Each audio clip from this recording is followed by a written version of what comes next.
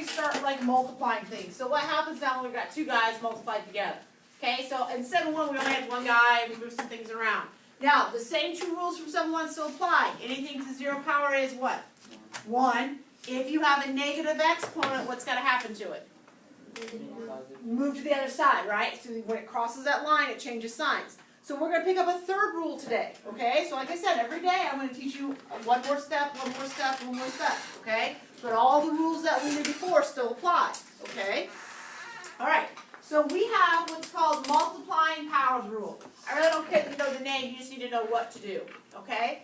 So when we have the same base, in other words, they both got to be x's, or they both got to be y's, or they both got to be 4s. Okay, the big numbers have to be the same. So when we have the same base, does anybody know what you're going to do with those exponents?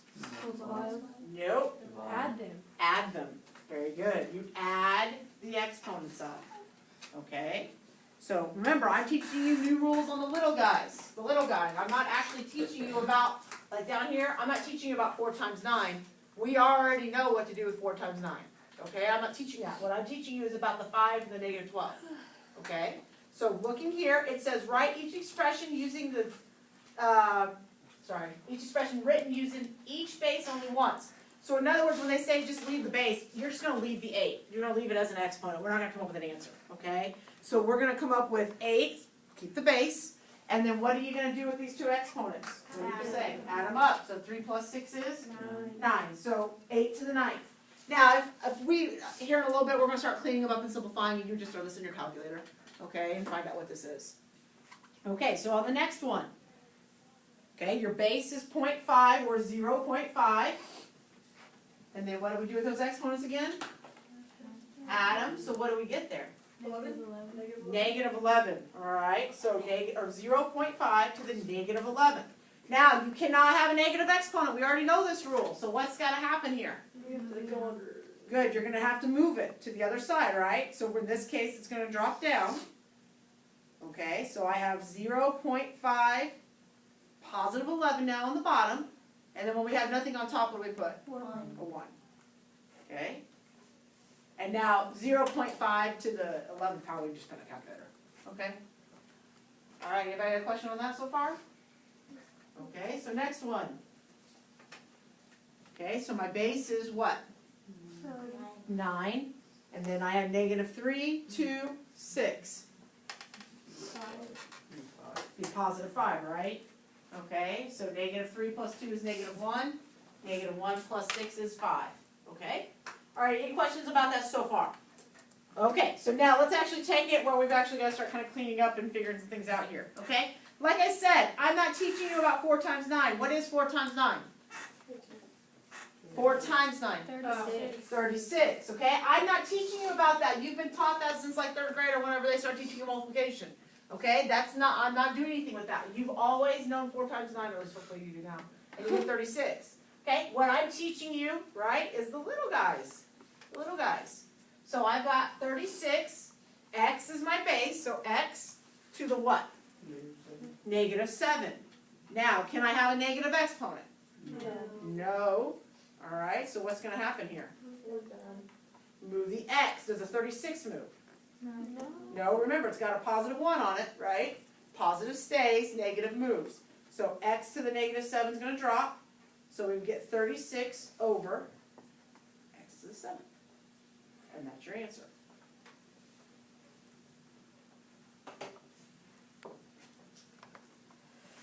Okay, on B, notice how we have different letters here. You got to be careful with that. Okay? So again, I'm not teaching you about the front. 2 times 9 times 3. Well, let's think about that for a second. What's 2 times 3? Let's start there. 6. 6 times 9? 54. Good. 54. All right, so now, bases, they have to have the same. What's wrong? That's what I was different. Okay, so now bases, if I look here, I have an A here and an A here. You add up the same guys. They have to be the same. Okay, there's a 1 right there, right? Okay, so what's 1 plus 2? 3. So A to the 3rd. And then if I look at this poor little B, he doesn't have anybody else to go with. So he's just going to be B to the 4th. Does it matter what order you put it in? No. Usually the textbook will put it in alphabetical order for you. It's just easier to grade. However, I don't care if you put the B first and the A second, as long as it's right, you're gonna get it right, okay? So, cause it's multiplication, no matter what order we multiply something in, okay? All right, take a second and try C on your own now. Try C on your own.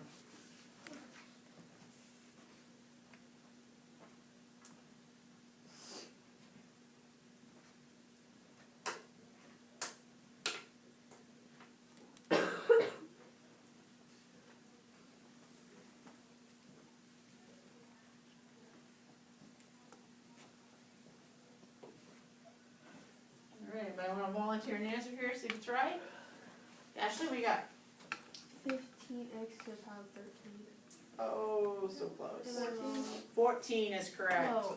All right, guys, remember there's a 1 there. We don't write it, but it's there. So you're gonna add 4, 9, and 1 up. And so we should end up with 14, not 13 there. Okay? All right. Go ahead and try D now. Let's see what you can come up with. Try D.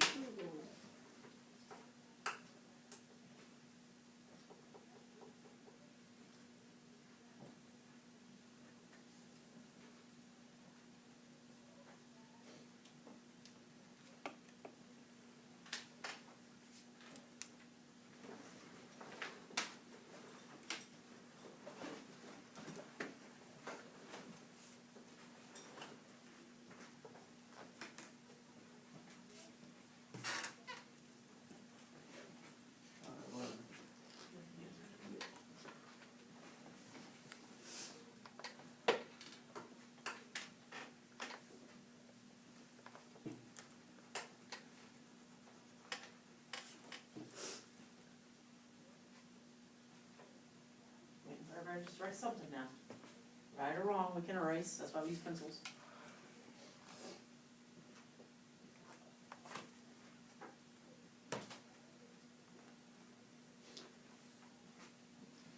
All right, Sam, what do you think?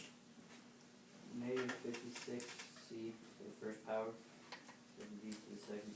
Very good. Okay. Now let's C to the first. Do I have to put the 1 there?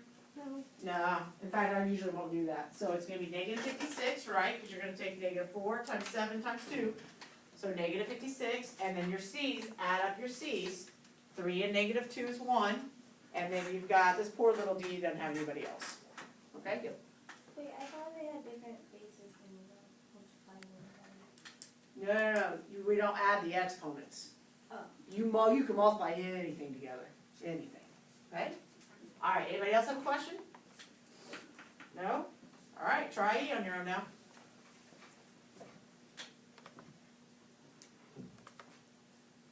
Again, I'm just gonna wait for everybody to write something down, right or wrong.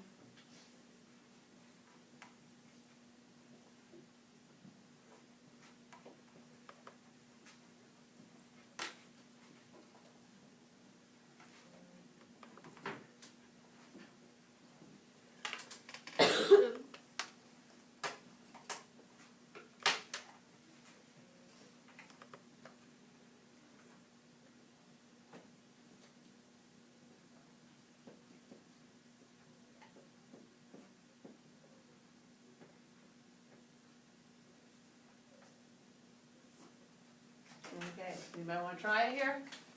Okay, what'd you get? 12j to the third over k to the second power. Good job, really good. All right, so 12 just comes from, there's only 12 left, right? So we would have 12, add your j's up, so 2 plus 1 is 3, so j to the third, and then you have k to the negative 2. And then what happens when you have a negative? That guy drops, okay? So that's how we're getting this answer here. Does anybody have a question on that? Okay, try F on your own.